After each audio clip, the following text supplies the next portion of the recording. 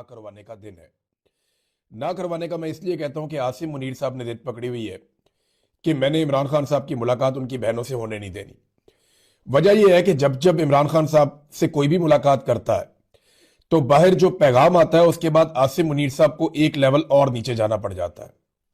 इमरान खान साहब का बयानिया उसका वो मुकाबला कर नहीं पा रहे, इमरान खान साहब का ट्विटर उसका वो मुकाबला कर नहीं पा रहे, इमरान खान साहब की मकबूलियत उसका वो मुकाबला कर नहीं पा रहे, और इमरान खान साहब का जो कद है सियासी एतबार से, जो पाकिस्तान में उनकी इज्जत है, जो उनका एहतराम है, उसका मुकाबला आसिम मुनीर साहब कर नहीं पा रहे। तो अब ये फाउल प्ले है। वो कह रहे हैं जी मैं मुलाकात नहीं होने दूंगा। फैमिली की मुलाकातें भी बंद की हुई हैं, वकला की मुलाकातें भी बंद की हुई है, रिश्तेदारों की मुलाकातें भी बंद की हुई हैं।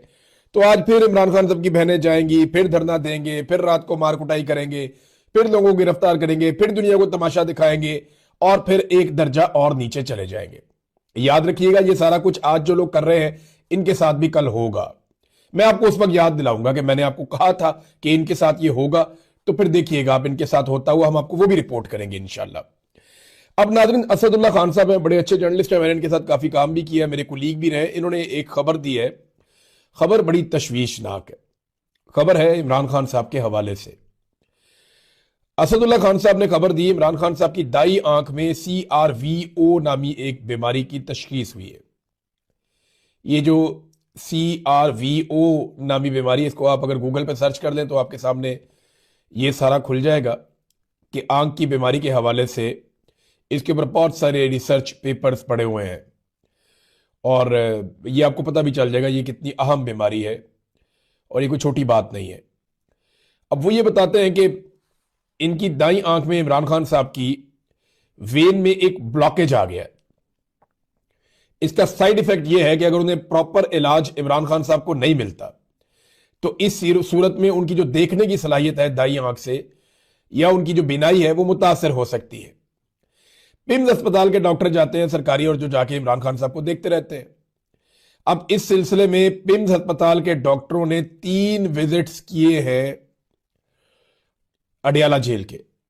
16 तारीख को, जनवरी की 16 तारीख को, ये जो महीना चल रहा है, 19 तारीख को जनवरी की, और 21 तारीख को जनवरी की। ये 3 विजिट किए हैं।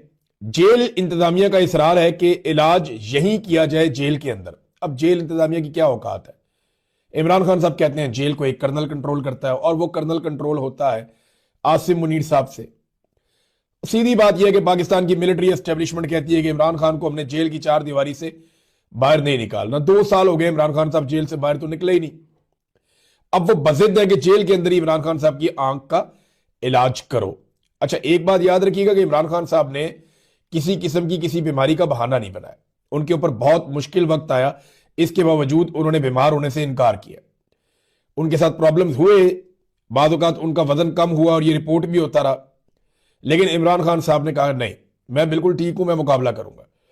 अब उनकी आंख के अंदर एक प्रॉब्लम पैदा हो गई है और उनकी बीनाई मुतासर होने का खतरा है। पिम्स अस्पताल से डॉक्टर्स 3 मरतबा आ चुके हैं, 16 जनवरी, 19 जनवरी और 21 जनवरी को।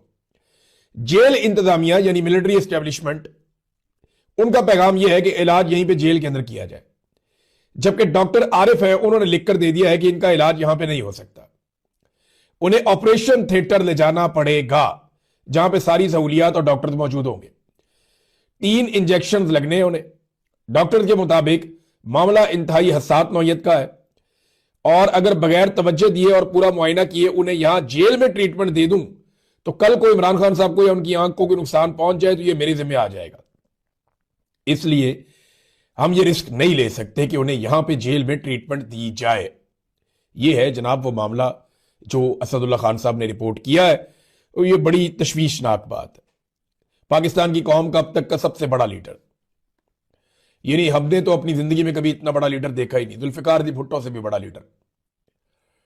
और बाज लोग ये कहते हैं कि इतनी मकबूलियत पाकिस्तान की तारीख में किसी को नहीं मिली जितनी इमरान खान साहब को मिली है, और इतना बदतरीन डिक्टेटरशिप का दौर भी पाकिस्तानियों ने कभी नहीं देखा जो अब देखा है। और ऐसे लीडर को उसकी जान को खतरे में डाला जा रहा है, और वो खुद कोई डिमांड नहीं करता, वो सिर्फ ये कहता है मेरे डॉक्टर्स को भेजो, मैं उनसे बात करूंगा।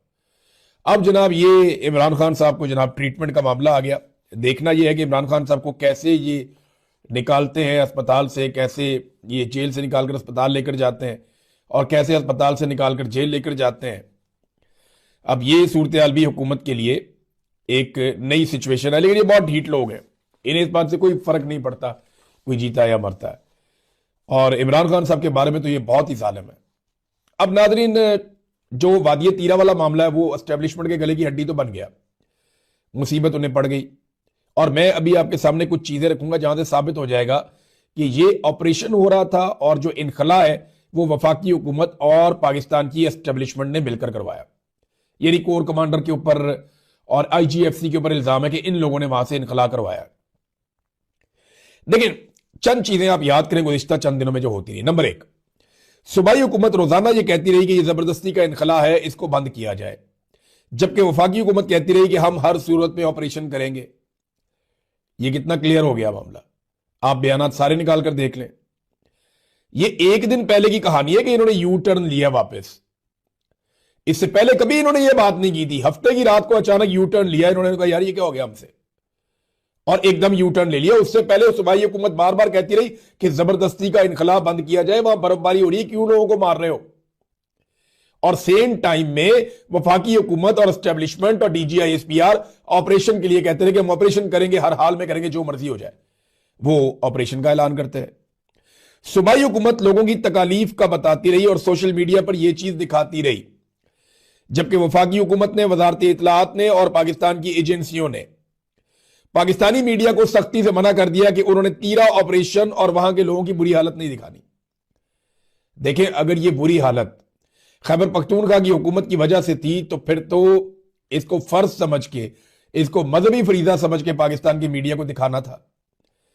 देखिए, पीटीआई या खैबर पख्तूनख्वा की हुकूमत कोई गलती करे तो पाकिस्तान का मीडिया उसे ऐसे दिखाता है जैसे उससे ज्यादा जरूरी कोई और चीज ही नहीं है। यह चीज पाकिस्तान की मीडिया ने दिखाई नहीं, उन्हें मना किया गया कि आपने ये नहीं दिखाना। तो इसका मतलब है कि खैबर पख्तूनख्वा की हुकूमत का इस इनखला से लेना देना कोई नहीं था। फिर एक और चीज, सूबाई हुकूमत मिलिट्री ऑपरेशन की मुखालफत करती रही, जबकि एस्टेब्लिशमेंट और वफाकी हुकूमत ऑपरेशन और इनखला की लगातार हमायत करती रही। ये भी आप देखते रहे, लगातार ये होता रहा है। अब सुहेल अफरीदी ने एक इंकशाफ किया है, वो इंकशाफ मैं आपके सामने रखता हूं। सुहेल अफरीदी ने कहा है कि 13 जिरगे में शामिल 24 रुकनी कमेटी को शदीद धमकियां दी जा रही हैं, डराया जा रहा है और उनके वीडियो पैगामात लिए जा रहे हैं। उनसे कहा जा रहा है कि सूबाई हुकूमत और मेरे खिलाफ बयान दें कि हम झूठ बोल रहे हैं। मैं 24 रुकनी कमेटी के लोगों को कहता हूं कि अगर हमारे खिलाफ वीडियो बयान देने से तुम्हारी जान छूटती है तो जान छुड़वा लें। मुमकिन है अब उनकी वीडियोस जारी कर दी जाएं। देखिए, ये 24 बंदे बड़ी मुश्किल में।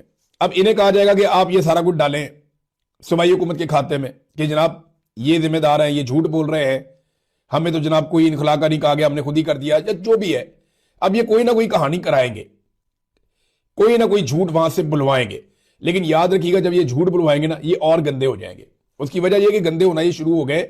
वहां से जिन लोगों का इनखला हुआ है वो अब बयानात दे रहे हैं और सोशल मीडिया पे लगातार उनके बयानात आना शुरू हो गए। आप इतनी लाखों की तादाद में, आप यानी 1.5 लाख बंदा आपने निकाल दिया, आपको लगता है कि वो